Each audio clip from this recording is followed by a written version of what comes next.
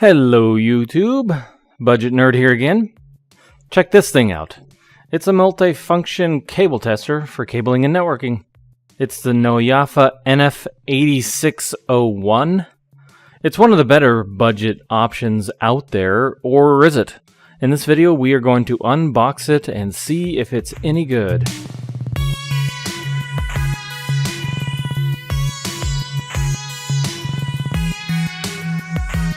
First, we begin with the unboxing. It took about a week or two to arrive, and it came from China. The device cost about $150 on Newegg at the time of this video. Not super cheap, but compared to other testers like this, I'd call it budget. The shipping box it came in appears to be a tiny bit too small for the product box. They taped it up so it wouldn't fall apart, and the box inside looks a bit squeezed, but the stuff inside was fine. They call it a cable length tester, but it does a lot more than that. On the outside of the box it shows the other models and talks about the specs of the unit. Opening up the box you can see that everything comes in a nice protective zip-up case.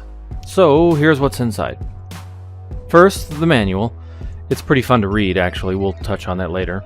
Second, the remote tester. This allows you to test a cable that goes through a wall or a setup where you can't plug both ends into the unit. It will test Ethernet, phone, and BNC or coaxial cable. I use that remote tester quite a lot for the vet project I did. I did a video on that as well, and you can check that out if you want to. The link to that video is in the description. Third, a few cables. An Ethernet cable, a phone cable, and a pair of alligator clips. Next is the main unit itself. Not the prettiest thing in the world, honestly, but the screen is pretty large though. There are several ports for cables and charging the internal battery. There's also a slot for a memory card for exporting data to a computer. Fifth, the probing unit for picking up a tone on a patch panel or anywhere you need to identify a cable. There's a power light to let you know when it's on, when charging, and what mode it's set to. Next, a power button, a button that turns on the light in the front of the unit, kind of like a flashlight, and a set button to change between voltage and cable tracing mode. Sixth, the wall adapter to charge both the toning unit and the main unit. Seventh, some cards certifying that it's in good, accurate working condition. I guess that's good. And last, the USB cable to charge the two units. Alright, so first things first. I plugged in the two units and charged them. Didn't take too long. I noticed that the battery life on these so far has been really good. Turning it on gives you the message, "Your excellent helper in cable test." So let's see if that's true. Your options are wire mapping, port flash, scan, ping, length, PoE, and set.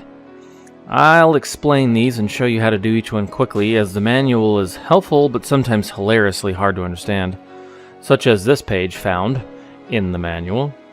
This is the special test result display when check cable wire mapping connected to switcher. Since the switcher is shorted itself, that's why the result is short mapping, but it still means the cable is good. So I'm not entirely sure what they mean by that.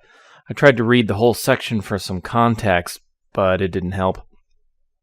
So anyhow, let's begin with the wire mapping. This will let you test a cable.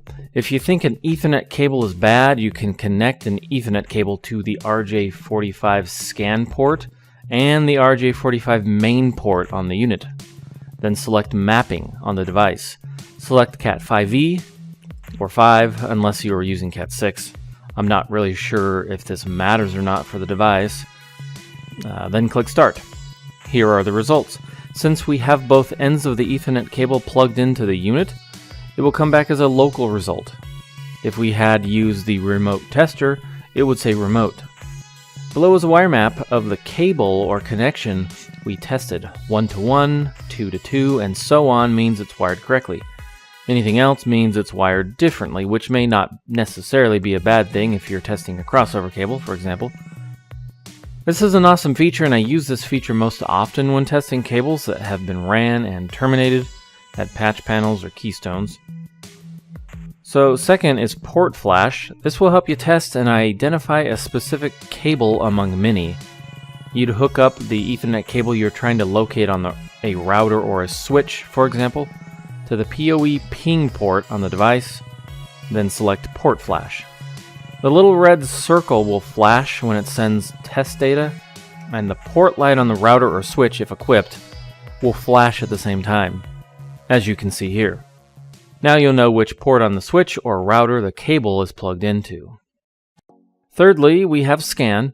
For this, plug in an Ethernet cable to either RJ45 port on the main unit and select scan. It will start to send a tone through the cable. That is all you would do with the main unit. Now you would grab the probing unit, that will catch the tone, and it would help you ID the port on a patch panel, for example. You'd carefully run the probing unit across the patch panel. You don't really want to damage the ports on it. Once you begin to hear a tone, you would narrow it down, plug in the remote tester, and go back to the main unit and select wire mapping to test the connection like I described before.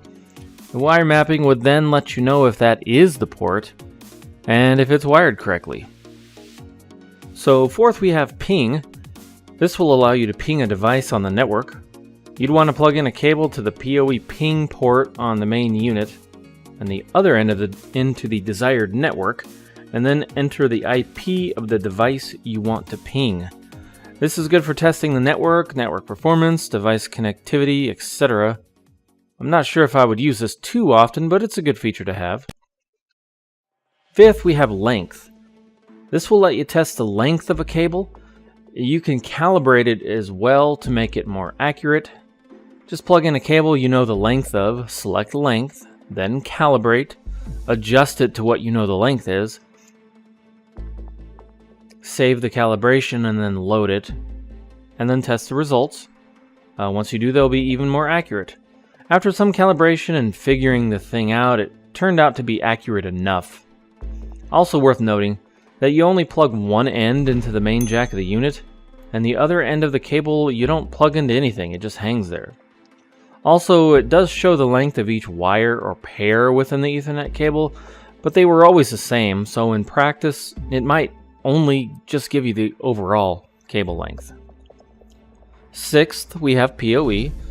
This will let you test and check the voltage provided for a port on a PoE switch or device. You'd obviously use the PoE ping port on the device, and then it'll show you the voltage on each wire. I don't have a PoE switch, so my results just say 0 for all the wires. And lastly, we have settings for the device. It will let you adjust the screen brightness, the backlight timeout, auto off, and the system theme. The theme options are just white and blue, so not really much of a choice. So I use this tester to set up a small to medium-sized office with almost 100 runs of Ethernet cables. It was totally a lifesaver and was pretty simple to use. It made the job so much easier. The color display was pretty cool, and it gave great information about the connections and the tests. For setting up a network, it did everything I needed it to do, and I never had any connection issues with the remote tester. I worked with it for an hour and a half and the battery meter still said full. And throughout the whole project, I never needed to charge any of the devices once. So the battery life does seem good. The toner worked well. However, on a port that was very close, it would make a noise all over the patch panel, and I couldn't quite tell which port it was coming from. Later, we learned that the sensitivity could be changed, and it made testing that very close cable very doable. I'm told this happens a lot to devices when trying to tone cables close to the patch panel, so I don't think it's really just this one. As far as the long-term reliability of this kit, I can't be sure. I've only had it for about half a year or so, but hopefully it lasts for a long time. For a second opinion, I also had my network friend from work play with it. She uses testers like this all day and has a high-end Fluke model. Of course, it's not fair to compare this to the Fluke, and I'm not, but I just wanted to know what she thought of it. So first of all, she wasn't impressed with the accuracy of the cable length test, but with some calibration we did manage to get it good enough, she said. Also, she did mention that it looks like it was missing the ability to certify the cabling for Cat 5e speed.